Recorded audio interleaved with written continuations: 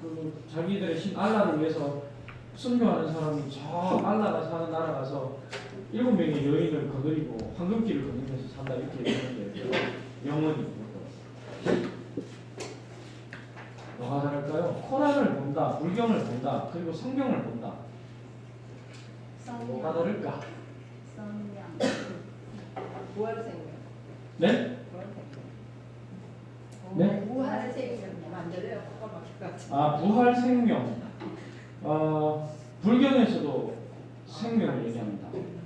부활한다고 부활은 얘기하지 않는데요. 생명을 얘기합니다. 그리고 우리 부활 개념이 불경에서는 그겁니다. 환생입니다. 환생. 왜냐하면 모든 종교는 죽을 문제를 해결해 줘야 되거든요.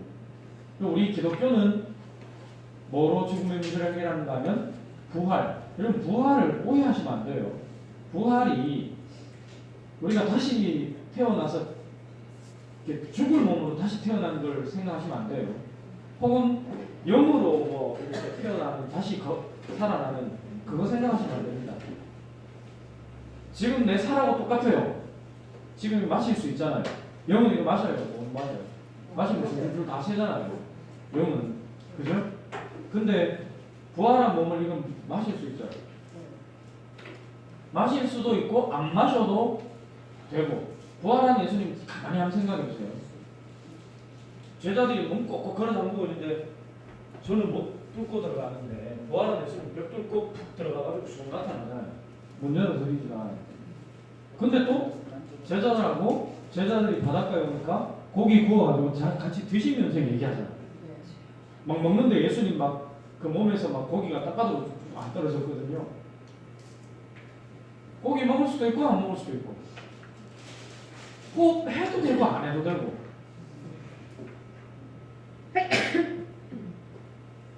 그게 부활이에요. 그게 우리가 영원히 영생으로 부활한다는 그런 걸 얘기합니다. 이 그거를 불경에서는 이제 환생을 얘기해요. 내가 죽지만 또 다른 뭔가로 태어나면 난 끝나는 게 아니라 영원히 그게 계속되면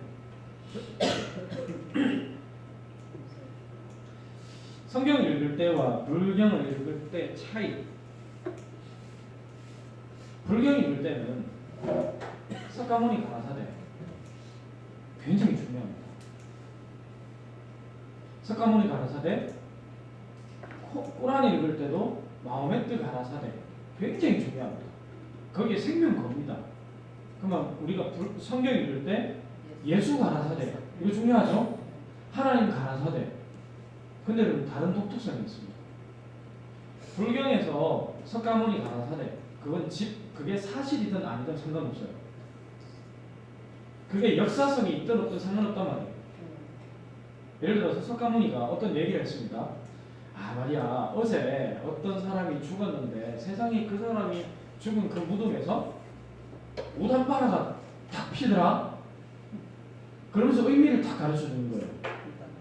그러면 그 죽은 사람 시체에서 우단바라 핀 사실이 중요할까요? 아니면 그 의미가 중요할까요? 의미가 중요합니다. 불경도 그렇습니다. 꾸란도 그렇습니다. 이게 역사적 사실이냐 아니냐는 상관없습니다. 여러분 공자왈, 맹자왈, 논어 이런 거 역사적 사실이냐 아니냐 그게 중요한 게 아니죠. 네. 공자가 어떤 의미로 말씀하신 그게 중요하단 말이에요. 근데 예수님이 말씀하셨다. 여기에는 역사적 사실이냐 아니냐가 중요합니다. 그게 기독교 신앙의 독특성이면서 또 하나는 기독교 성경을 읽는 아주 독특한 관점입니다. 그래서 여러분 성경을 보면 다 어떤 배경이 있습니다. 그 배경이 뭔가 하면 시간과 공간이라는 배경이 있습니다.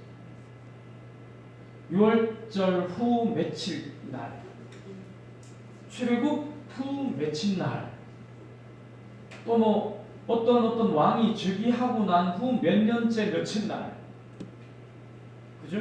지금 역대하 우리 새벽에 지금 큐티 계속하면서 새벽 설교하고 있잖아요. 거기도 보면 뭐 아비사 왕 몇 년 이런 역사적 날짜들이 다 들어가요. 시간이 들어가요. 그리고 또 공간이 들어갑니다. 공간이. 예수님께서 어디 가셨더라. 가브나움에 가셨더라. 베세다에 가셨더라. 또 벳바게에 가셨더라. 겟세마네로 가셨더라. 이런 공간이 중요한 거예요. 그래서 여러분 우리 기독교인들이 성지순례를 그래서 많이 합니다. 공간이 중요합니다. 그래서 여러분 혹시 그런 말 들어보셨습니까? 불경고고학 들어보셨습니까? 호랑고고학 들어보셨습니까? 없어요. 근데 성서고고학 학문도 있습니다. 고고학적으로 이게 사실이냐 아니냐를 놓고 열심히 논쟁합니다. 이게 어디서 벌어졌느냐? 예를 들어 소돔 고모라 그게 어디냐? 이게 도대체 소돔 고모라가 이게 유황비 내려가지고 이게 완전 불타서 없어졌다는데 이게 진짜 사실이냐? 노아 방주가 뭐 이렇게 떠다니던 아라라산에 딱 걸쳤다는데 이 노아 방주가 진짜 이게 사실이냐? 이게 중요해요. 그래서 성서고고학이라는 그 학문이 생길 정도로. 그래서 성경은 교훈집이 아닙니다. 교훈집이 아니라 역사적인 거예요. 역사적. 만약에 여러분 교훈집으로만 생각하면 어떻게 되는 줄 아세요? 교리와 교훈에 초점을 딱 맞추면 성경은 언제만 읽으면 되는가 하면 큐티 할 때만 읽고, 그래서 큐티 쫙 멋들어지게 하고 난 다음에 정확하게 길게 쫙 만들어가 주로 이제 우리 목회자들이 하는 평신도 기주기기용 성도 큐티 묵상이 있거든요. 큐티를 길게 해요. 오늘 큐티 한 걸 막 말 제대로 안 듣는데 길게 해가지고 단톡방에 다 올리면 성도들이 기빡 죽잖아요. 그거 여러분 뭔지 아십니까? 교리와 교훈에만 초점 맞춰서. 듣는 짜증나지. 안 죽어요. 안 죽어요. 그리고 목사들은 설교하기 위해서만 성경을 봅니다. 교리와 교훈에만 초점 맞춰. 그게 아니라는 거죠. 정말 그래서 성경 보는데 중요한 게 뭔가 하면 시간적, 공간적 배경을 보는 것은 굉장히 중요합니다. 그래서 제가 이런 말씀 드리는데 성경을 드라마 대본 보듯이 봐라. 드라마 대본 보면 그런 거 있잖아요. 드라마 대본을 구성하는 3대 요소가 있죠. 첫 번째 뭡니까? 인물들의 대화. 그죠? 토크가 있어야 돼요. 드라마. 물론 어떤 영화 보니까 시작한 지 48분인가? 만에 주인공이 첫 멘트를 하는 좀 스릴러 뭐 비슷한 건데 그런 막 계속 이런 소리만 막 나다 갑자기 뭐 주인공이 뭐 한마디 좀 내뱉는 48분 만에 드라마 보는 내내 죽은 줄 알았어요. 영화 보는 내내 죽은 줄 알았어요. 영화 설명하려고 봤다가 이 영화 길이 봤다 할 정도로. 어쨌든 주인공의 대화가 있습니다. 두 번째는 그 사건이 벌어진 시간적 배경이 있죠. 저녁에 뭐 이런 일이 벌어졌더라고요. 요즘 보는 혹시 드라마 계시나요? 계룡선녀전. 열심히 보고 계시죠? 보시는 분들은. 그게 여러분 주인공이 만약에 어디서 무슨 말을 하고 무슨 행동을 하는데 그게 대낮인지 밤인지 새벽인지 모른다. 그 얼마나 이상하겠어요. 그죠? 그리고 또 하나 있죠. 그 사건이 일어난 공간적 배경이 있죠.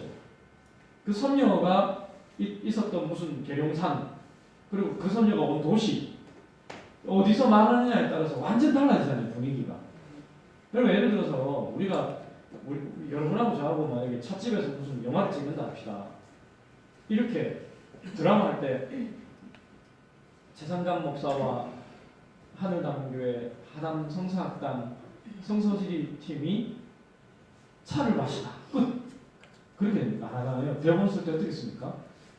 최상감 목사와 하늘담교회 성도들이 비가 안개가 작게 끼인 날, 그 안개를 헤치고 1시간을 달려서 팔공산 갓바위 굴 밑에 어떤 경치 좋은 이 카페에 들어가서 향기 좋은 거. 네. 더치커피를 마시겠다. 분위기 어떻습니까? 언제 그렇게 하는데요? 뭐 할까요?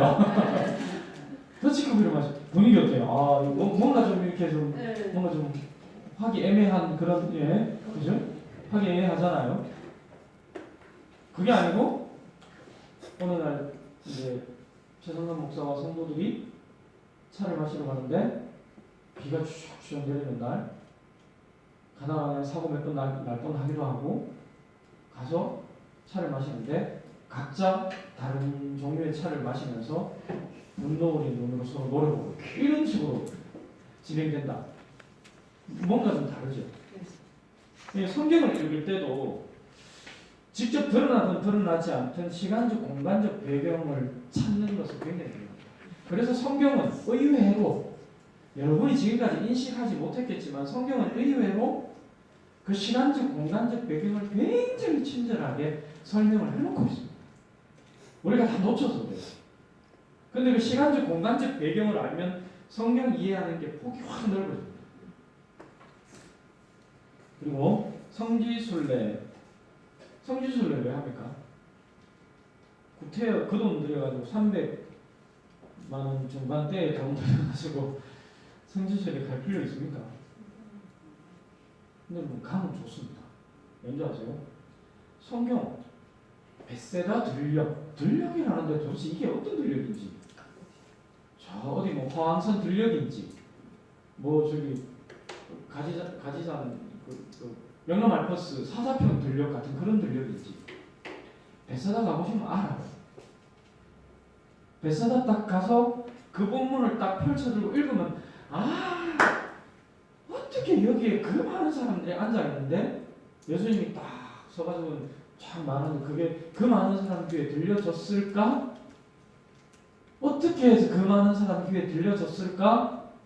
과연 그 많은 사람 귀에 예수님 혼자 말하는 그게 들려질까? 그 자리에 가보면 어떻게 했을지 딱 가는 겁니다. 그게 다르다는 얘기예요. 그래서 여러분 시간적 배경과 공간적 배경을 아는 것은 굉장히 중요합니다. 보통 성경에서 시간적 배경은 뭘로 표현되어 있냐면 절기로 표현되어 있습니다. 우리가 오늘 주로 살펴볼 절기. 공간적 배경은 성전 그리고 무슨 장소 이런 걸로 되어 있습니다. 자, 그리고 예수님도 배경과 소품을 통한 설교를 하셨습니다. 예를 들어 볼까요? 자, 저가 같이 한번 읽어봅시다. 시작. 저가 이 작은 자 중에 하나를 실족해 할진대 차라리 연자맷돌을 그 목에 매이고 바다에 던지는 것이 나으리라. 여기 보면 연자맷돌 있잖아요. 우리는 연자맷돌 이런 별 감이 없죠. 근데 여러분, 자, 예수님이 요 말씀을 하신 것이 여기입니다. 가버나움에서 했습니다. 가버나움. 여러분 요거를 우리가 잘 기억하시면 좋겠습니다. 좀 이따 얘기하겠지만 게네사렛 평원 여기가 이렇게 벳세다, 여기가 고라신, 여기가 가버나움, 이렇게 세 개가 복음의 트라이앵글이라고 해요. 주로 예수님이 활동하셨던 장소입니다. 여기에 갈릴리 바다고. 그러니까 예수님은 갈릴리 바다 북쪽에서 주로 활동하셨다는 얘기죠. 그죠?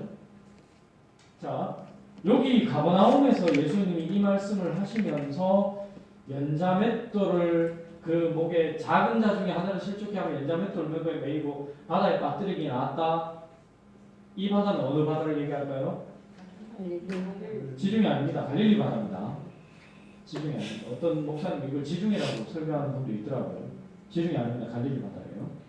자, 그럼 연자맷돌 도대체 이게 어떻게 생겼을까? 이렇게 생겼습니다. 이거 연자맷돌 굉장히 크죠? 이걸 여러분 딱 이렇게 끼워가지고 이거는 인간이 돌리는 게 아니고요. 소가 이렇게 쭉 이렇게 끼워가지고 이렇게 돌리면 이게 이제 돌아가면서 이제 타작하는 그런 기계입니다. 엄청 커요, 여러분. 엄청 큽니다. 엄청 큰데 저거를 작은 소자 중에 하나라도 실족하게 하면 저거 목에 딱 묶어가지고 갈릴리 바다에 확 빠뜨리는 게 그 소자 하나, 어린 아이 하나 실족시키는 것보다 저게 덜하다는 얘기예요. 예수님이 이 연자맷돌 이거를 가지고 설교를 하시거든요. 여러분, 왜 예수님이 가버나움에서 이 얘기를 하실까? 이 얘기를 가버나움에서 이유가 있습니다. 가버나움은 예수님 당시에 이스라엘 전역에 연자맷돌을 공급하던 총본산입니다. 그러니까 가버나움 사람들은 연자맷돌 잘 알까요? 모를까요? 잘 알겠죠. 그러니까 여기에 딱 가가지고 야, 내 연자맷돌 알지? 잘 알죠. 그게 어린아이 하나 실족해 하는 게 연자맷돌 목에 매서 갈릴리 바다에 던져버리는 것보다 그게 더 무섭다? 그럼 이 사람들은 대박 빡 와닿는 거예요. 그냥 맷돌도 아니고 연자맷돌이니까 딱 와닿는 겁니다. 예수님도 배경, 그죠? 그리고 실물 이런 걸 이용해서 설교하셨다는 거죠. 또 하나 봅시다. 같이 한번 읽어볼까요? 시작. 하나님의 나라가 무엇과 같을꼬 내가 무엇으로 비할꼬 마치 사람이 자기 체정에 갖다 심은 겨자씨 하나를 같으니 자라 나무가 되어 공중의 새들이 그 가지에 깃들였느니라. 여기서 우리가 얘기할 때 겨자씨 하나를 그래서 이게 자라서 나무가 된다. 그래서 공중의 새들이 그 가지에 깃들인다. 이렇게 얘기를 하는데요. 이 겨자씨는 갈릴리 해변가의 지천에 피어 있는 유자 비슷한 잡초입니다. 나무 아닙니다. 절대 아닙니다. 요겁니다. 요거는 유칼립투스고요. 원래 유칼립투스가 이스라엘에 없었습니다. 이스라엘에서 가장 큰 나무는 상수리 나무입니다. 상수리 나무. 그래서 아브라함, 이삭, 야곱 뭐 이런 여호수아 이런 사람들 보면 뭐 어디 헤브론에 상수리 나무 밑에서 비로소 하나님의 이름을 불렀다 이렇게 얘기하잖아요. 그게 여러분 상수리 나무는 뭐 신령한 나무죠. 저는 어릴 때 상수리 나무가 뭐지? 이랬는데 그게 도토리 나무잖아요. 그래서 저는 상수리 나무를 그러길래 어릴 때 그게 도토리 나무인지 모르고 뭐 상스럽고 수려한 나무가 같다. 그래서 그 밑에 상수리 나무 밑에 가서 이렇게 불렀나 보다 이랬는데 나중에 알고 도토리 나무더라고요. 왜 그 밑에 가느냐고 크기 때문에 그늘이 많거든요. 근데 여러분 지금은 그 상수리 나무를 유칼립투스가 대체하고 있습니다. 근데 이게 유칼립투스고요. 요게 겨자나무입니다. 사실은 나무가 아니라 잡초예요. 잡초. 많이 자라봐야 1.8m. 정말 많이 자란 이런 놈이 1.8m. 그 나머지는 그냥 한 1m 남짓 되는. 그런데 예수님이 뭐라 그런가 하면 야, 하나님 나라가 뭐가 같은 줄 아냐? 마치 체전, 정원, 자기 집 정원 안에 있는 조그만 밭. 우리 저기 뭐죠 저기 주말 농장. 그게 우리 집 그냥 마당에 있다고 생각하시면 돼요. 우리 집 마당에 있는 조그마한 밭에 정원에 내가 겨자씨 하늘 같은 그 하나를 심었는데 겨자씨 하늘이 얼마나 작은지 아시죠? 정말 여기 사람 문고만 하거든요.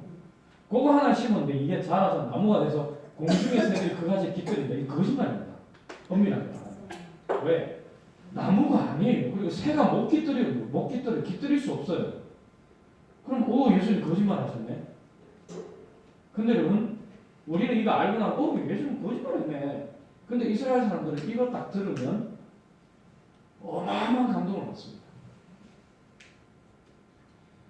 어마어마한 감동을 받을 수밖에 없는 이유가 겨자씨는 마치 길거리에 잡초 같거든요. 이 말이 무슨 말씀인가 하면 하나님 나라가 뭐 같은 줄 아냐? 내가 길거리 잡초 같은 너희들을 하나님 나라에 딱 심으면 그 말입니다. 당시 정치인들에게 종교 지도자들에게 버림받아서 이리저리 그냥 마음대로 그냥 대우받았던 정말 하찮은 대우를 받았던 제가 지난번에 설명했잖아요. 당시에 95%의 국민들이 하루 한 끼 끼니를 걱정해야 된다고. 그렇게 무지랭이처럼 살았던 그 그 노예처럼 살던 그 백성들을 예수님은 겨자씨 하나같이 조그마한 백성들인데 그 백성들을 하나님 나라에 딱 갖다 심는다는 얘기예요. 너희가 하나님 나라 백성이라 이 말이에요. 그 얘기를 하면 이게 당시 예수님에게서 그 말씀을 들려서 탁 듣던 이걸 탁 보면서 듣던 백성들은 야 그래 이 그냥 들판에 지천으로 펴서 그냥 아무도 눈길 안 주는 저 겨자씨처럼 겨자나무 같은 겨자풀 같은 저런 잡초 같은 우리 인생들을 하나님 나라로 불러줘서 든든한 나무처럼 자라게 하시는 그 하나님의 은혜 사랑이 그대로 그냥 가슴에 팍 안긴다는 거죠. 그걸 의미하는 예수님도 이런 걸 가지고 얘기를 하셨다. 여러분 우리가 잘 아는 예수님의 제자들 다 이런 사람들 아닙니까? 세상 사람들 볼 때는 이건 무지랭이 중에 무지랭이잖아요. 베드로, 요한 뭐 좀 집 잘 살긴 잘 살았지만 뭐 요한도 그렇고 좀 똑똑한 사람이 많습니다. 세리 교육 좀 받았던 사람. 그러나 같은 민족에게는 철저하게 매국노로 낙인 찍혔던 사람. 그런 사람들이요. 가룟 유다, 시몬 이런 사람들 어떤 사람이에요? 열심당이에요. 우리나라 지금 독립투사지만 요즘이야 독립투사지만 일제시대 독립투사지만 제 역할 제 제면에 산 사람이 있습니까? 매 도망다니고 이런 사람 아니에요. 그런 사람들을 불러다가 하나님 나라의 백성으로 삼아줍니다. 그것에 대해서 예수님이 이런 이제 배경을 가지고 얘기하시는 거예요. 그래서 여러분 성경 배경을 아는 것이 그래서 굉장히 중요합니다. 성경을 암송하는 것도 중요하지만 배경을 알고 암송하면 훨씬 마음에 와닿습니다. 오늘은 아까 얘기했죠? 시간적 배경은 절기고 공간적 배경은 성전입니다. 성전과 그 지명들 이 가나안 땅의 지역입니다. 예를 들어서 게네사렛 평원 그러니까 가버나움, 고라신, 벳세다, 복음의 트라이앵글이라고 했죠. 요걸로 불리는 그 게네사렛 평원 그리고 여리고에서 예루살렘 올라오는 길 여리고부터 예루살렘까지 그리고 성전 요 세 개가 복음서를 읽는데 복음서에서 가장 많은 사건이 벌어지는 장소입니다. 게네사렛 평원 아까 이제 보셨죠? 갈릴리 호수 북쪽 거기와 여리고에서 예루살렘 가는 길 어딘지 아시죠? 갈릴리 사해 조금 옆에 서쪽에 있는 그리고 예루살렘에 있는 성전 이 복음서에서 가장 많은 사건이 여기 기록되어 있습니다. 요 세 곳에 기록되어 있습니다. 그리고 3대 절기 오늘은 3대 절기 시간 되는 대로 봅시다. 이 7대 절기까지 볼 수 있으면 3대 절기가 있는데요. 이 이스라엘 사람들에게 3대 절기는 6월절, 초막절, 77절입니다. 요게 뭔지는 좀 이따 말씀드릴게요. 말은 많이 들으셨죠? 네. 6월절, 초막절, 77절은 조금 낯설긴 할 거지만 6월절, 초막절, 77절에 되면 모든 유대인들은 성전이 있는 예루살렘으로 가야 됩니다. 심지어 디아스포라 유대인, 외국으로 흩어져 있던 유대인들도 이때는 남자들이면 다 성전이 있는 예루살렘으로 와야 됩니다. 그래서 여러분 우리가 사도행전 보면 6월절에 예수님의 제자들이 마가다락방에서 막 기도하는데 자기들이 남북 방언으로 막 듣더라. 그때 남북 방언이 이스라엘 땅 안의 방언이 아니잖아요. 소아시아, 지금의 터키 지역, 심지어 유럽, 로마, 그리스 이 언어로 막 사람들이 방언하니까 거기서 온 사람들이 거기 나온 본도 있잖아요. 본도가 로마를 얘기해요.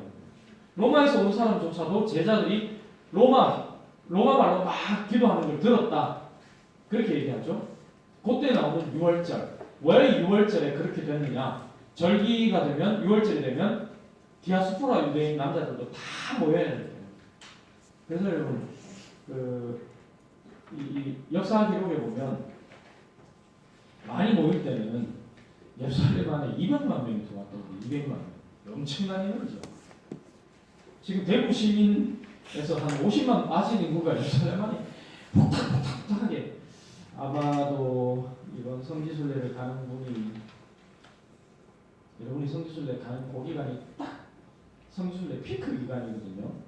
그래서 그 기간에 가장 성지순례를 많이 와서 비아돌로로사 길 아시죠? 예수님 십자가 지고 올라가셨던 길. 그 길 가시면 아마 200만 명까지는 아니더라도 그 비슷한 체험을 할 겁니다. 비아돌로로사를 가면서 내가 여기서 예수님 십자가 지고 가다가 쓰러진 곳에서 내가 은혜 받으리라. 여기서 기도하리라. 뭐 말씀 묵상하리라. 꿈 깨세요. 절대 못합니다. 사람한테 이렇게 안 밀려다니면 다행이다. 그리고 비아돌로로사 길을 가다 보면 짜증이 엄청납니다. 아랍인들이에요. 서가지고요. 호객행위를 한국말로 합니다. 아줌마, 아저씨, 1,000원, 1,000원. 뭐 이러고 팝니다. $1 이러고 팝니다. 그러고 팔아요. 그것이 비아돌로로사예요. 그만큼 요번에 아마 이 절기에 모이는 그런 사람들 숫자를 좀 체험하실 수 있지 않을까. 근데 여러분 예수님도 사역하시다가 갈릴리 수주로 사역하시잖아요. 하시다가 절기 때가 되면 성전에 있는 예루살렘으로 끊임없이 올라오셨어요. 특히 사복음서 중에 마태, 마가, 누가와는 다르게 요한복음 같은 경우는 예수님이 6월절, 초막절 같은 이런 절기 때 예루살렘으로 올라가신 것에 대한 기록이 굉장히 많습니다. 마태, 마가, 누가는 6월절에 예수님이 한 번만 간 걸로 되어 있거든요. 근데 요한복음 아니에요. 3번 다 간 걸로 되어 있어요. 그렇게 달라요, 좀. 그래서 요한복음을 이해하기 위해서는 절기 이해가 필수적입니다. 절기를 이해하지 않으면 요한복음 이해가 안 돼요. 그리고 성전 구조를 이해하지 않으면 요한복음은 그렇게 이해가 어렵습니다. 그래서 요한복음이 가장 친절한 설명을 해놓은 성경임에도 불구하고 여러분 요한복음 읽으면 좋을 것 같은데 잘 이해 안 되는 구절이 있잖아요. 따라서 요거 통해서 좀 보시면 되겠습니다. 첫 번째 예를 한번 들어볼까요? 예수님이 생수의 강을 얘기하셨죠? 요 구절 한번 같이 읽어봅시다. 시작. 명절 끝날 예수께서 내려와서 마시는 나를 믿는 자는 성령의 이름과 같이 오래 생수의 강이 흘러나리라 하시니. 예. 요때 생수의 강이 흘러나리라 얘기하셨는데 요거 언제 하셨어요? 시간적 배경 나와 있죠? 명절 끝날. 언제요? 명절 끝날. 요때 명절이 어떤 명절일까요? 아닙니다. 초막절입니다. 초막절이기 때문에 예수님이 생수의 강을 얘기하면 이 사람들 빡 받았습니다. 우리 모르잖아요. 마치 우리 전통 종교에서 명절, 예를 들어서 설날 지났다 칩시다. 우리 만약에 이게 우리 거라 그러면 이렇게 기록될 거예요. 명절 끝날 예수께서 외서 가라되 누구든지 배고프거든 내게로 와서 나를 먹으라. 나를 믿는 자는 성경에 이른 것 같이 그 배에서 떡국이 막 솟아 솟구쳐 올 것이다. 배로 떡국으로 배가 부를 것이다. 이해 다 받았잖아요. 그죠? 아니면 가래떡 이렇게 그 배에 가래떡이 꽉 찰 것이다 이러면 이해 딱 되잖아요. 그런 거예요. 초막절 그 끝에 생수의 강이 흘러나리라. 이건 초막절을 배경으로 하는 거예요. 근데 이제 이 초막절이 뭔지 모르면 이게 도대체 그 배에서 생수의 강 그럼 내 배를 째고 예수님 여기서 이렇게 내 묻어놓고 생수를 터뜨려가지고 내보고 생수 장사하라는 얘기인가 이렇게 이해할 수도 있는 그런 부분인 거예요. 이런 것들. 자, 요걸 조금 설명을 해보면 이렇습니다. 초막절 마지막 날이 되면 성전 안에 성전도 성막일 때는 아니었는데 성전이 생기고 나서는 우리는 유대인 그러면 굉장히 배타적이어서 성전은 이방이 못 간다고 되어 있잖아요. 근데 솔로몬이 성전 지을 때 이방이 들어갈 수 있게 지었습니다. 하나님 그렇게 명령하셨어요. 다윗에게. 이방인의 뜰이 있어요. 그리고 이방인의 뜰을 지나면 무슨 뜰이 있을까요? 여자의 뜰이 있습니다. 그리고 여자의 뜰을 지나면 유대인의 뜰이 있습니다. 유대인의 뜰을 딱 지나면 제사장이 들어갈 수 있는 성전이 진짜 시작됩니다. 그러나 이방인의 뜰까지 다 성전으로 칩니다. 근데 초막절 마지막 날에 성전에 제사장만 들어갈 수 있는 제사장의 뜰에 딱 하루 들어갈 수 있는 날이 있습니다. 그 날이 언젠가 하면 초막절 마지막 날. 그때 어린아이들하고 이스라엘 여성들 그리고 이스라엘 모든 사람들이 오픈된 제사장의 뜰에 딱 들어가서 하는 행사가 있습니다. 그 행사 이후에 예수님이 서서 외쳐가라사대. 여기 보세요. 예수께서 어떻게 하실까요? 보통 우리는 그렇게 성경 구절에 이렇게 기록됐잖아요. 명절 끝에 예수께서 가라사대 이렇게 되어 있잖아요. 근데 외쳐. 왜 외쳤을까요? 명절 끝날, 초막절 막 끝날 예수님이 외쳤대요. 왜 외쳤을까요? 바깥에 멀리 있었어요. 예. 제사장의 뜰 안에 어린아이, 여자, 이스라엘 남자 다 들어가 있으니까 시끌벅적한 겁니다. 그러니까 예수님이 누구든지 목마르거든 내게로 와서 내게 마시라 이렇게 들리질 않는 거예요. 누구든지 목마르거든 내게로 와서 외쳤다. 그래서 외쳐. 우선 이방인도 들어갈 수 있나요? 그날만은 네, 이만희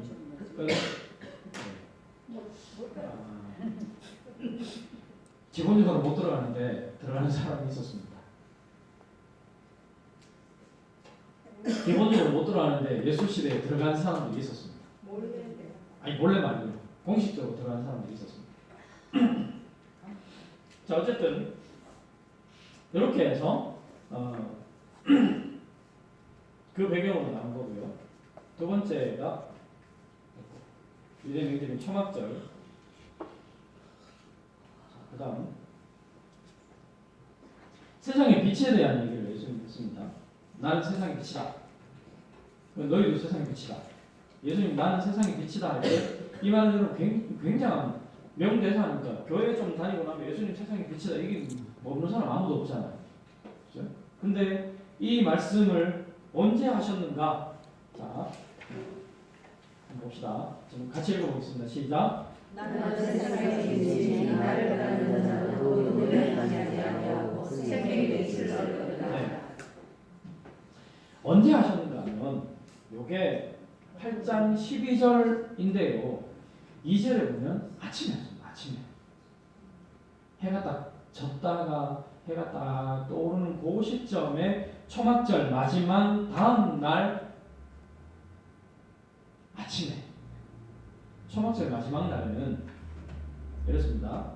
초막절 마지막 날 어떤가 하면 마지막 날 그 제사장들이 다 들어간다고 그랬죠. 다 들어가가지고 이제 심지어 일부 이방인들도 들어가가지고 막 거기서 막 하는데 밤이잖아요. 밤새도록 축제를 하거든요. 축제를 하는데 밤에 축제하려면 뭐 있어야 돼요? 불을 밝히는 거죠. 그 불을 환하게 밝히는 거예요. 제사장님들의 꼭 이렇게 저 위에 불을 환하게 횃불을 환하게 밝혀놓고 대낮처럼 해놓고 막 방송으로 막 축제를 해요. 축제를 하고 막 서로 이제 이렇게 막 행사를 해요. 페스티벌을 해요.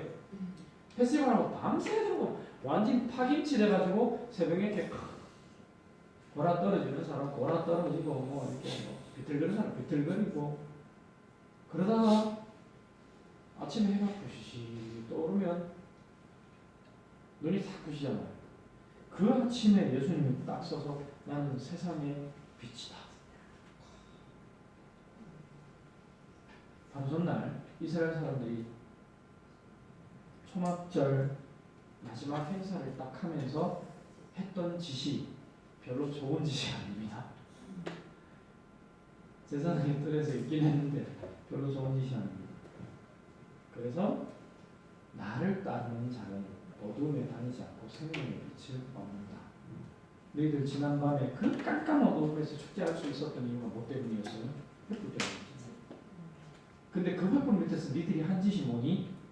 어둠의 일 아니냐? 그런데 세상에 비친 나를 따르면 그 어둠의 일을 하지 않을 수 있다. 생명의 빛은 옵니다.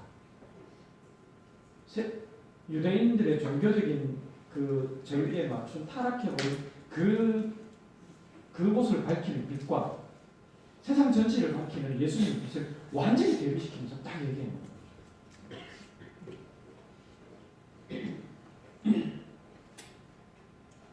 자,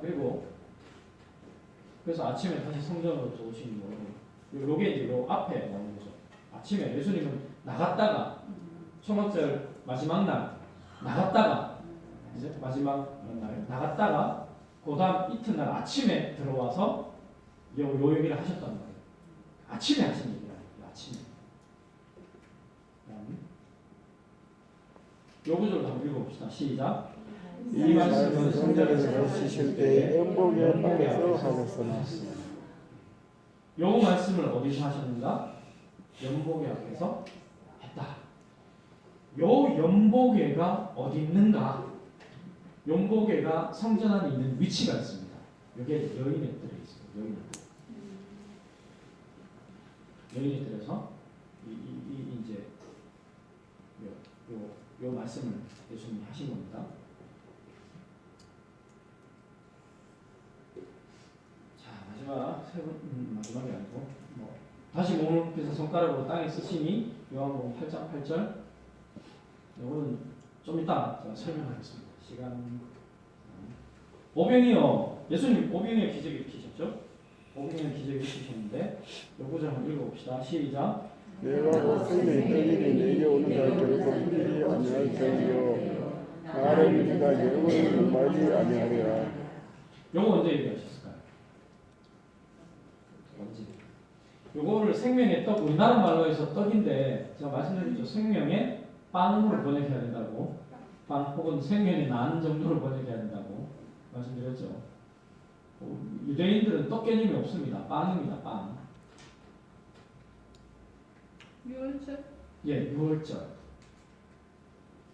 마침 유대인의 명절인 6월절이 가까운지라.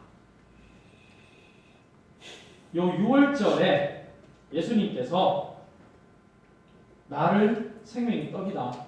6월절에 먹는 게 있어요. 이스라엘 사람들이. 그걸 먹고 하면서 자기들이 출애굽한 것을 기념하는 그런 절기입니다. 그래서 6월절에 예수님이 이스라엘 사람들이 유대인들이 뭘 하는가 하면 만찬을 합니다. 만찬. 그래서 왜요? 예수님이 6월절 어린 양으로 예수님 죽으셨다 이렇게 얘기하잖아요. 6월절에 먹는 게 어린 양 잡아서 그거 먹거든요. 쓴 나물 먹고. 왜? 유대인들이 급하게 출애굽하느라고 이제 먹을 게 없어서 쓴 나물 먹은 거 기념하고, 그리고 무별선병 누르게 부풀리지 않은 떡 먹고, 그 다음 어린 양 잡아서 이렇게 피 발랐잖아요. 그걸 기념하기 위해서. 근데 예수님이 자기 스스로 얘기하기를 나는 생명의 떡이다. 내가 생명의 빵이다. 너희들 6월절에 만찬하지 않냐? 거기서 먹는 빵이 누군지 아냐? 내다. 그 빵, 6월절 빵 떡인 내가 6월절 어린 양으로 죽는 것. 그러니까 예수님이 말씀하신 거기에 예수님의 구속 사역이 다 들어가 있습니다. 근데 여러분, 요한복음 6장에서 예수님이 6월절이 가까워 왔을 때 요 말씀을 하신 곳이 어디여야 돼요? 어디여야 돼요? 6월절에 어디 가야 돼요? 6월절에 어디로 가야 돼요? 성전에 있는 예루살렘으로 가야 되잖아요. 그런데 성경 보면 예수님이 이 말씀을 하셨을 때는 벳세다 들녘입니다. 벳세다 빈들에서. 여러분, 유대인 성인 남성이 6월절 3대 절기에 예루살렘으로 가지 않으면 공동체에서 끊어질 수도 있거든요. 그럼에도 불구하고 예수님은 6월절에 성전이 있는 예루살렘으로 안 가고 자신의 본 동네 가버나움에 벳세다 들녘 거기에서 한 얘기예요. 왜 예수님이 6월절에 이렇게 했을까? 궁금증을 가지고 다음 예수님 부활과 생명. 읽어봅시다. 시작. 나는 부활이요 생명이니 나를 인자를 죽어도 살아있고 또 살았다가 인자 영원 죽지 않으리니 이걸 내가 믿느냐. 요건 무슨 절기일까요? 부활절. 부활절은 죽기 전에 걸린 11 요한복음 11, 17장. 예, 요한복음 11장에 그 절기가 나옵니다. 77절. 자, 같이 읽어봅시다. 시작. 예루살렘에 예루살렘에 수전절이 수전절이 되는 요한복음 10장 22절에 요 배경이 되는 절기가 나와요. 그러니까 성경에 시간 배경이 다 기록되어 있다고요. 요 수전절은 잘 모르겠죠? 네. 수전절은 이제 이스라엘을 수복한 그 날을 얘기하거든요. 예루살렘을 수복한 그 날을 얘기하는데, 요거 부활과 생명을 얘기할 때도 보면 이게 어디에서 얘기한 건가 하면 예수님께서 엔스레스라고 하는데 감람산 꼭대기를 얘기합니다. 감람산 꼭대기 거기에 쭉 이제 이 예루살렘으로 오시면서 감람산을 넘어서는데 그때 수전절에 예수님이 하신 말씀입니다. 감람산은 부활과 연관이 있습니다. 전 세계에서 땅값이 제일 비싼 데가 어딘지 아세요? 뉴욕 아닙니다. 더 비싼 데가 있습니다. 예루살렘. 근데 전 세계에서 땅값 제일 비싼 데가 묘지입니다. 감람산에서 이스라엘 성전이 있다고 여겨지는 동문이 있었다고 여겨지는 그 사이에 동문 바로 밑에 묘지가 쫙 있습니다. 성지순례 가시면 꼭 보고 오세요. 그 묘지가 전 세계에서 땅값 제일 비쌉니다. 거기 묻히려고 크리스찬들마다 난리 치면서 거기 묻히고. 왠지 아세요? 왠지 아세요? 예수님 재림하시면 어디로부터 오신다고요? 예루살렘 어디요?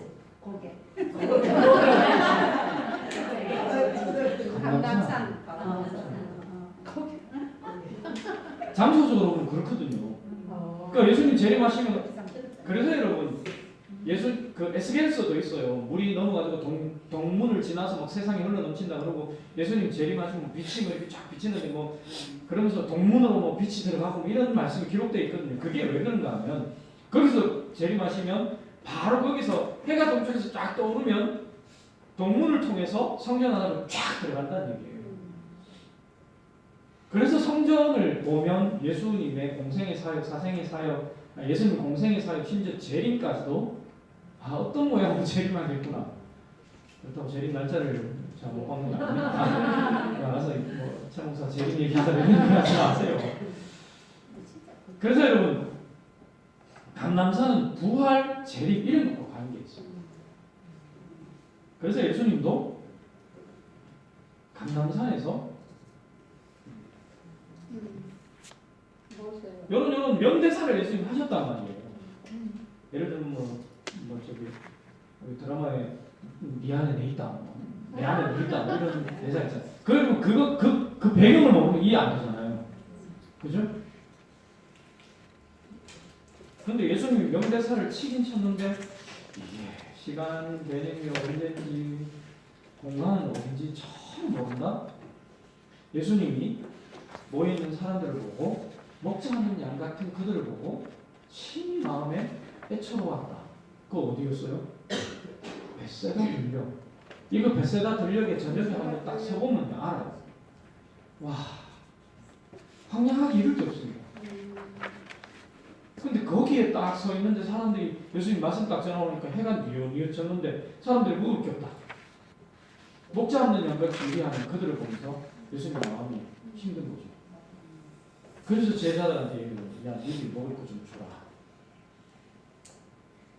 여러분 이런 것들이 거기 배경을 모르면, 시간적 배경, 공간적 배경을 모르면 나올 수가 없는 거죠. 그래서 절기부터 오늘 좀 보겠습니다. 절기는 강문호 목사님에 따르면 성전의 대가 아니고 우리나라 성전학의 대가입니다. 저도 강문호 목사님의 친척에게 이 성전을 배웠고요. 제 모교회 목사님이 이 성전 이걸로 박사학위를 이분이 거의 제가 그 교회에서 제 모교회에서 7년 동안 전도사를 했거든요. 전도사 7년 하는 동안 5년 동안 오후 예배 시간마다 성전 설교를 했습니다. 그래서 아주 성전에 대해서는 한 서너 번 들었습니다. 설교를. 그게 딱지 않도록 들었습니다. 그게 한 번 들을 때는 정말 좋습니다. 두 번 하고 한 세 번째 하는데 좀 힘들더라고요. 근데 나중에 사역을 하면서 그때 성전 들었던 게 얼마나 감사한지. 안 그러면 성전을 저희 신학교에서 안 가르쳐줘요. 돈 주고 가서 배워야 돼요. 강문호 목사님한테 가서 배우면 한 15년, 20년 전에도 한 10만 원 넘게 받았거든요. 지금은 한 30만 원 넘게 주고 봅니다. 저는 얼마나 좋아요. 그냥 성전 7만 원만 더 가지고 있으면 저는 설명이 가능하거든요. 그때 워낙 딱지에 막 담임 목사님이 너 신학할 거잖아. 외워라 이러고 막 성전 막 설교하면서 최전사하고 일어나서 이 구절 외워 이러면 외워야 되거든요. 못 외우면 전도사라는 게 그것도 못 외우면 막 까고 이랬거든요. 그러니까 안 외울 수 없어요. 그랬던 게 참 감사해요. 절기를 강문호 목사님은 5번째 복음서다. 그 정도로 얘기합니다. 절기를 보면 예수님의 사역이 예수님의 사역뿐만 아니라 하나님의 구속사가 쫙 보입니다. 좀 이따가 한번 같이 봅시다. 레위기에 보면 레위기 23장에 보면 이스라엘 사람들이 지키는 7개의 절기가 나옵니다. 그래서 레위기 23장은 절기장이라고 합니다. 고린도전서 13장은 사랑장이라고 하죠. 고린도전서 15장은요 부활장. 마태복음 24장은요 종말장. 그것처럼 레위기 23장은 절기장입니다. 절기장. 자, 그리고 이 절기를 그냥 우리는 이스라엘 사람들이 지키는 명절로 생각하기 참 쉬운데요. 이것은 여러분 여호와의 절기입니다. 같이 한번 읽어보겠습니다. 시작. 이스라엘 자손에게 보아야 이르라. 너희가 보하여 성내로 삼을 여호와의 절기는 이러하니라. 레위기 23장 2절이죠. 여러분 성경에 기록된 이스라엘 사람들이 지키는 절기는 이스라엘의 절기가 아닙니다. 여호와의 절기예요. 무슨 말인가 하면 절기는 단지 이스라엘 사람들의 풍습, 습관만 얘기하는 게 아니라 문화만 얘기하는 게 아니라 여호와의 절기라는 말이에요. 그래서 성경이 이해하는 절기를 반드시 알아야 됩니다. 왜냐하면 여호와의 절기이기 때문에. 그래서 여호와의 절기라는 이것 때문에 이 성경에 나오는 절기의 독특성이 있습니다.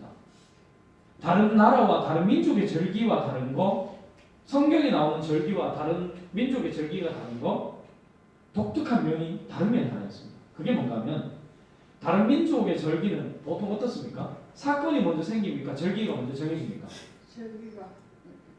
아니죠. 사건이 먼저 있죠. 그죠? 예를 들어서 우리나라 광복절. 광복절 딱 해놓고 8월 15일 날 우리 광복했습니까? 해방됐습니까? 아니잖아요. 3.1절 딱 만들어 놓고 만세 운동했습니까? 아니잖아요. 3.1절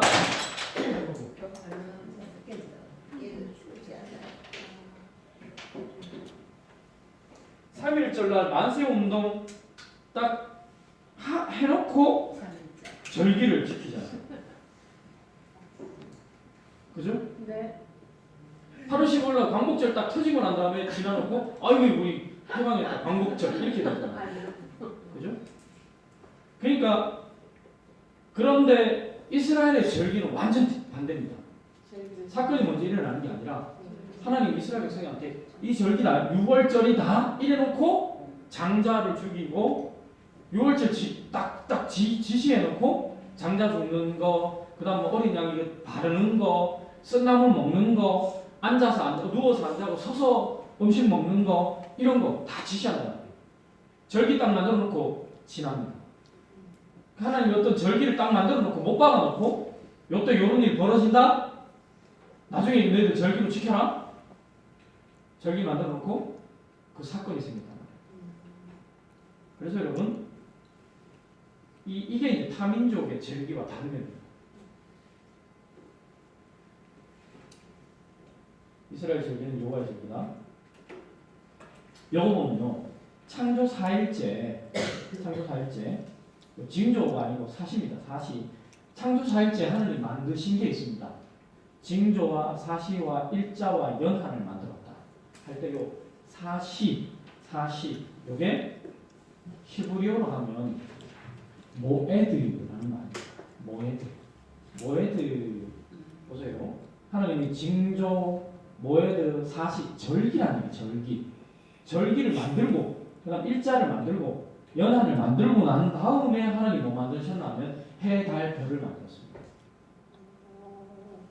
여러분 원래는 어떻게 해야 돼요? 해, 달, 별 있고 난 다음에 이게 일자가 생겨야 되잖아요. 네. 그래서 절기가 생겨야 되잖아요. 네. 왜냐하면 우리 모든 절기는 해, 달, 별에 따라 절기가 움직이잖아요.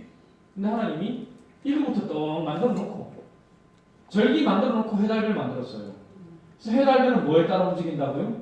하나님의 절기에 따라 움직이게 되어 있습니다. 이게 여러분 독특한 거예요.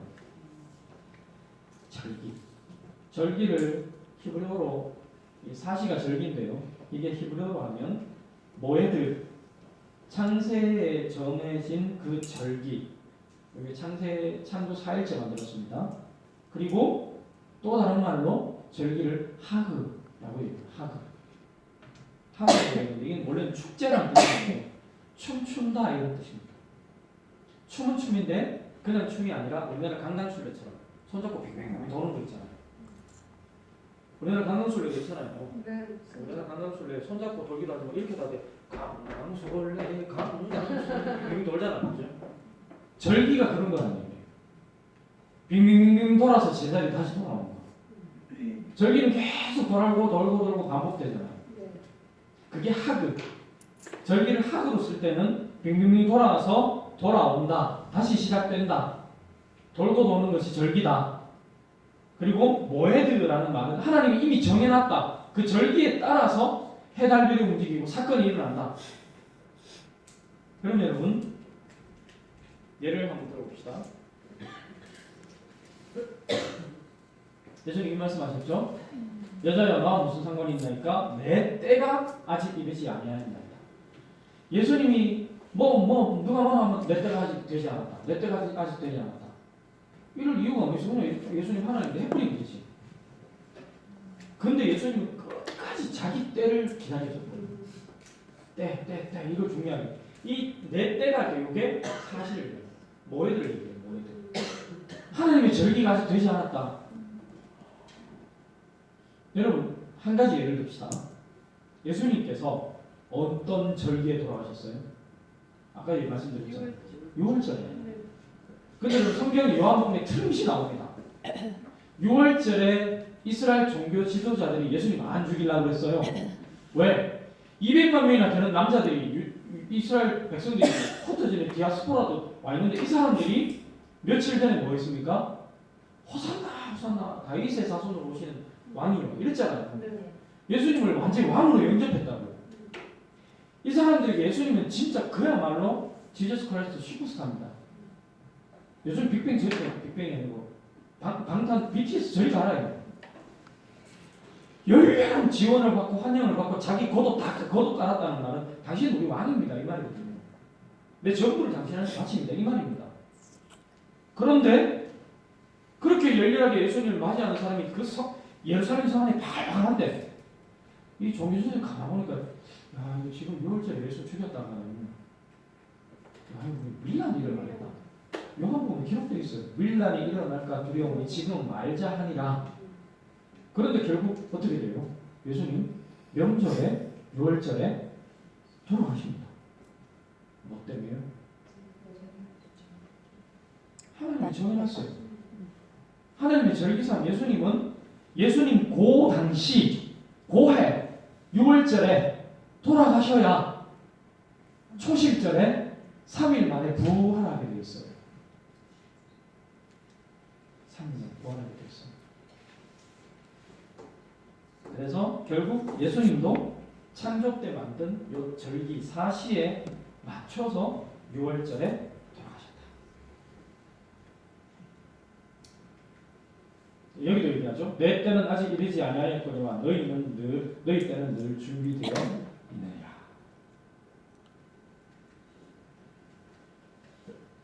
그리고 이 절기는 하나님의 구속사 전 과정을 나타내는 그림자입니다. 그림자입니다. 절대 절기를 조금씩 볼 텐데요. 예를 들어봅시다. 6월절, 요건 그리스도의 죽으심을 의미합니다. 이스라엘 사람들이 지키는 6월절 모든 행사를 자세히 들여다보면 예수님이 죽으심과 상징적으로 똑같습니다. 예를 들어볼까요? 6월절이 어떤 절기예요? 이스라엘 사람들이 어떤 절기예요? 해방. 어디서? 애굽에서 해방된 절기잖아요. 예수 그리스도가 죽으심으로 우리가 어디서 해방돼요? 죄에서 해방돼요. 두 번째 봅시다. 무교절. 무교절이 뭔지는 좀 그렇죠? 무교절은 어떤 절기냐면 그리스도와 친교하는 절기. 이 무교절에는 이스라엘 사람들이 마짜라는 누룩 들어가지 않은 빵을 먹는 절기입니다. 혼자 먹는 게 아니라 자기 일가 친척 다 모여가지고 같이 나눠 먹는, 심지어 친구들도 같이 나눠 먹는 그런 절기입니다. 이스라엘 사람들 그런 절기를 지내요. 그래서 그리스도와 우리에게 생명의 떡이 누굽니까? 생명의 빵이 예수님. 그 예수님을 먹고 마심으로 친교하는 그 절기. 그리스도와 친교를 하는 거예요. 예수 안 초시- 믿잖아. 예? 예수 안 믿잖아. 누가요?